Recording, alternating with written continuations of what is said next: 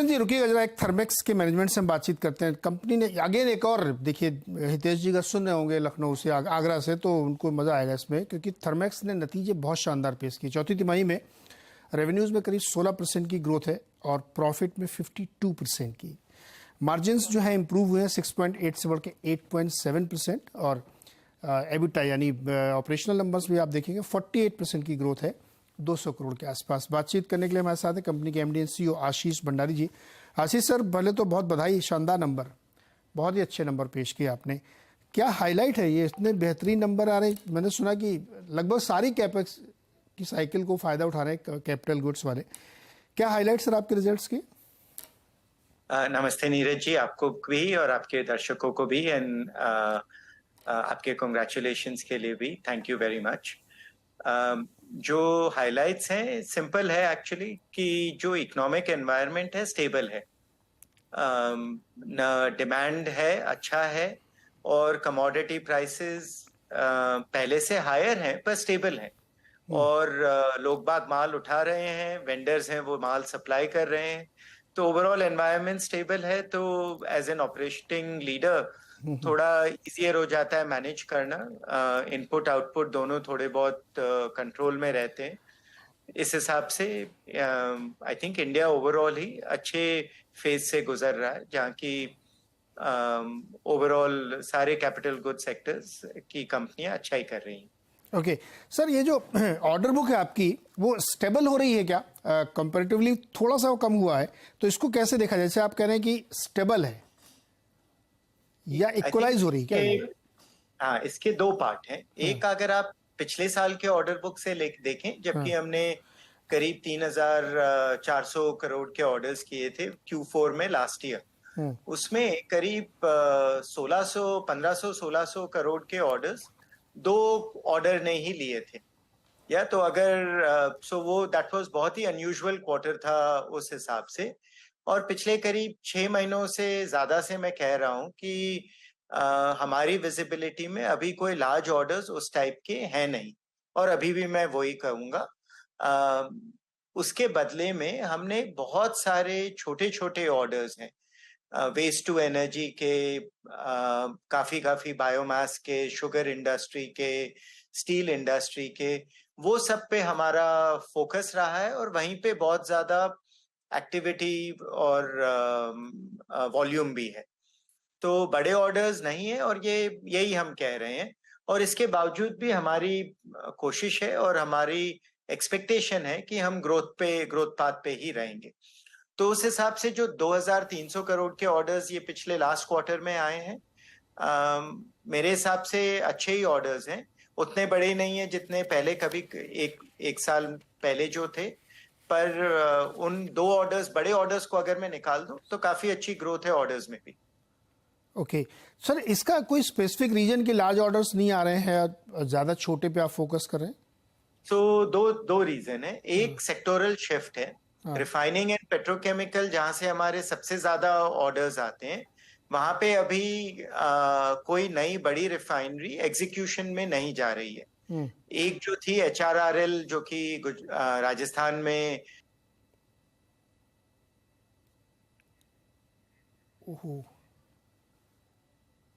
शायद नेटवर्क की दिक्कत है, फ्रीज हो गया। तो आशीष जी ये बता रहे थे कि लार्ज ऑर्डर्स में खास तौर पे जो रिफाइनरी है पेट्रोकेमिकल, वहां पे शायद कैपेक्स। जी आशीष जी कंटिन्यू करें प्लीज। ठीक है। सो वो एक जो कैपेक्स साइकिल है वो थोड़ा कम हो गया है। दूसरा, जो कुछ सेगमेंट्स हैं जहाँ पे सीमेंट वगैरह, जहाँ पे थोड़े प्रोजेक्ट्स बड़े बड़े आ भी रहे हैं, सीमेंट, स्टील, उन सब में थोड़ा सा टाइमिंग का इशू है, क्योंकि ये काफी ग्रीनफील्ड प्रोजेक्ट्स रिलेटेड हैं। और मेरे हिसाब से Q3 Q4 में इनसे ऑर्डर्स आने चाहिए।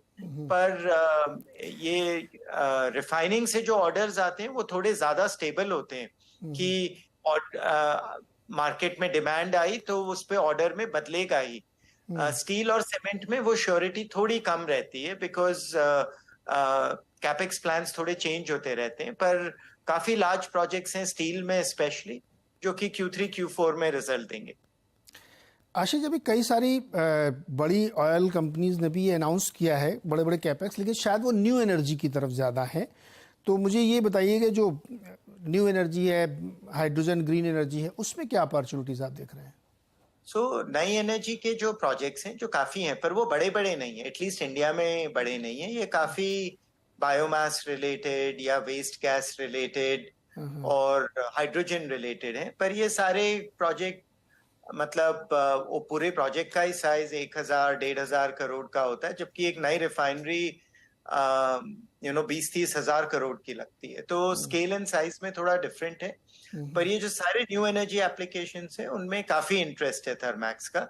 एप्लीकेशन बाय एप्लीकेशन चेंज होगा, बट बहुत सारे ये जो नए एनर्जी के एप्लीकेशन है सब थर्मैक्स के लिए इम्पोर्टेंट और रेलेवेंट है। और काफियों में हम गवर्नमेंट के साथ और प्राइवेट सेक्टर दोनों के साथ काम कर रहे हैं इनमें।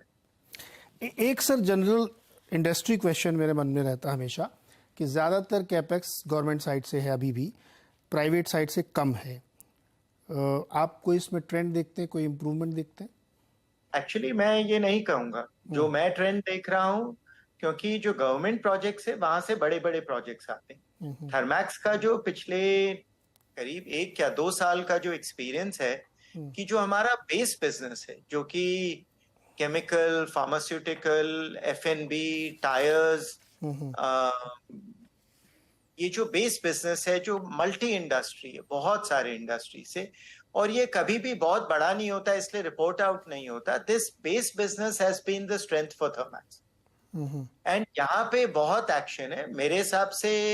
Private sector is active, private sector is investing, and that is the reason why the larger Indian economy भी अच्छा कर रही है। सिर्फ गवर्नमेंट ड्रिवन कैपेक्स साइकिल नहीं है। ओके आशीष जी, आपका एग्जीक्यूशन कमाल का है, बेटर देन एक्सपेक्टेड है, और कमोडिटी प्राइसेस भी लोअर है, और इस ग्राउंड पे हायर मार्जिन, बढ़िया रेवेन्यू और प्रॉफिटेबिलिटी दिखाई है। तो ये मैं ज़्यादा एक्सपेक्ट करके चल रहा हूँ क्या? अगर मैं आपसे पूछूं 24 के लिए आपका गाइडेंस क्या है? आई थिंक मेरे ख्याल से ओवरऑल एग्जीक्यूशन अच्छा रहेगा, पर ये साल है जब हमें काफी इन्वेस्ट भी करना है। बिकॉज अगर इस कंपनी को, थर्मैक्स को, हमें जो जिससे हम कहते हैं कि न्यू एनर्जी, जो नया न्यू एनर्जी की जो दुनिया है वो बहुत अलग होगी। तो अगर उस दुनिया के लिए हमें थर्मैक्स को प्रिपेयर करना है तो इस साल हम इन्वेस्ट भी करेंगे, मार्जिन्स ग्रो करेंगे। I am confident of that. But ये साल इन्वेस्टमेंट का भी होगा, जबकि करीब 80 से 100 करोड़ हम इंटरनली नई नई चीजों पे इन्वेस्ट करेंगे, जो कि हमारे फ्यूचर के लिए बहुत इंपॉर्टेंट है। ओके आशीष, एक लास्ट क्वेश्चन, ये भी इंडस्ट्री क्वेश्चन है। कैपिटल गुड्स कंपनी खास तौर पे इस साल बहुत अच्छा प्रदर्शन अभी तक दिखा रही हैं, और आगे भी जैसे आप कह रहे हैं कि और नई नई चीज़ें आप लोग कर रहे हैं, तो क्या ये मानना ठीक होगा कि ये साल कैपिटल गुड्स इंडस्ट्री के लिए बहुत शानदार रहने वाला है?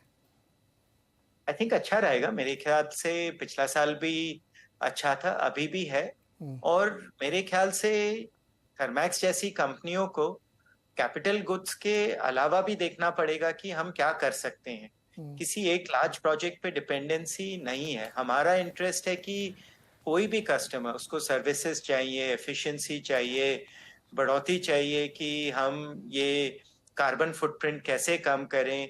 इनमें बहुत सारे आइडियाज हैं, बहुत सारी कैपेबिलिटीज हैं, उन पे काम करना है। कैपिटल गुड्स पे स्पेसिफिकली आई थिंक उससे टॉप लाइन ऑर्डर्स आते हैं, पर वो फोकस और इंटरेस्ट स्पेसिफिकली वहां पे ऐसा है अंदर की थर्मैक्स के अंदर ऐसा बिल्कुल नहीं है। तो फिर आशीष जी, आपने मुझे प्रोवोक किया, फिर आप मुझे बताइए आप क्या नया सोच रहे हैं?